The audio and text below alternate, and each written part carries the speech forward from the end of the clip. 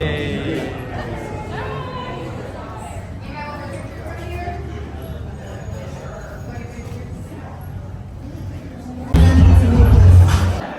just fact. You know how we can't let doctors retire right now because there's not enough doctors?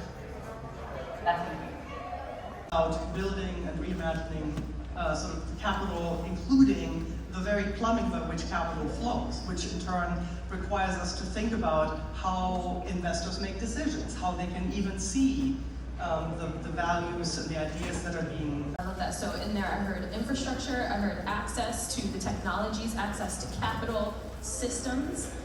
So those are definitely themes that come up a lot when we're talking about tech for good. I would even push and say that there's some pieces in there around how we think about policy, how we think about culture, and even how we think about incentives, moving from these sort of structures that are based more in what some people would call shareholder primacy, right? That we're gonna put profits and fiduciary duties to. Like, what can we do? It's oftentimes so simple. It's like, what is a thing right in front of you?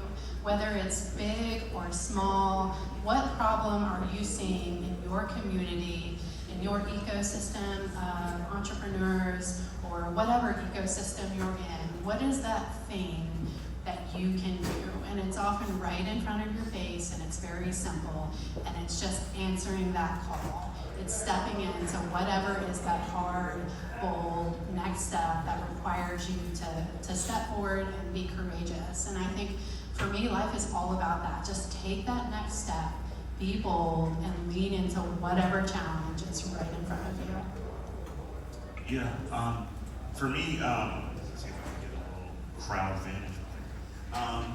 For me, it's been really straightforward. Show of hands real quick. How many people in here are entrepreneurs?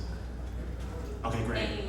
Awesome. How many of you are not entrepreneurs or can make decisions at your company? You know who has extra money? People who have good, stable jobs with healthcare, right? And so when I think about this, it's really, really important. I encourage more of you, buy that product from that company directly from their website instead of Amazon. Give them feedback on how it works so that they can make it better without shaming them online. If you're an early stage investor, don't ask companies about their moat, right? That sounds ridiculous. And so thinking through all of the different ways you can participate in the entrepreneur ecosystem is huge. You do not have to start a company to be influential in that journey, and I encourage more people to find ways to support people and companies in their parts of the ecosystem. So bring your banker and your VC and a bunch of entrepreneurs and put them all in a room together and sort of see if you can get your arms around your local ecosystem right here in Birmingham and figure out where the gaps are, right? Like, do you actually, like, who's writing checks of what sizes? Do you have the right kinds of funders in existence? I mean, you know, for example, in Portland, we're finding there's not enough, not enough funds that'll fund at the $250,000 to $2 million stage, right? And that can be really very big space. Very actually was talking Mr. Cromwell a few weeks ago when I was in DC. Different story. We can sometimes bridge the gap to the community and also create more access. So the Sports Science and Performance Center was a recent launch. We just launched in January. And I do have to give a shout out, 29 days until the passion that Paolo displays and the passion that Amy is displaying about this partnership, right? You said it. It's solving a problem for us. It's critical for us, and that's why this works. It could hadn't achieved their annualized goals beyond 5% in 5 years. So here they were, needing to try something different because their competition was on their heels. Thank you for inviting me to speak today.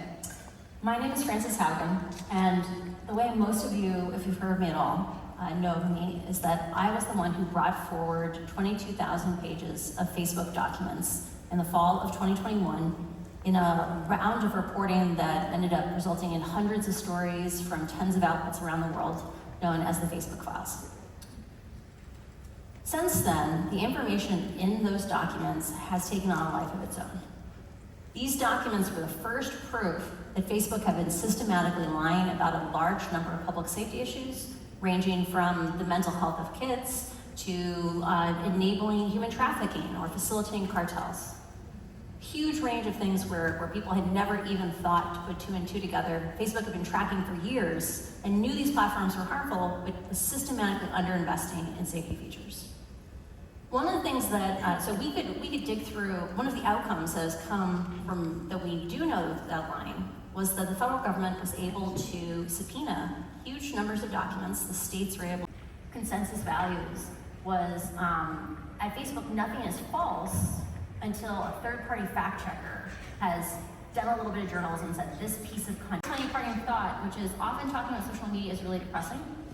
And I want to leave you with something, which is every single time before that we've invented a new communication technology, it has been disruptive. It could be the printing press, it could be the telegraph, it could be radio, it could be TV. Every single time it was disruptive. Even newspapers. We fought whole wars over lies in newspapers. But every single time we made a mess out of a new communication technology, we responded. We learned. We came to new choices. We set up new frameworks. And I want you to remember, whenever you feel anxious reading a headline about social media, that the reason why it feels overwhelming right now is because this is our time to struggle and like our time to shine. And we're gonna figure it out. So, thank you so much.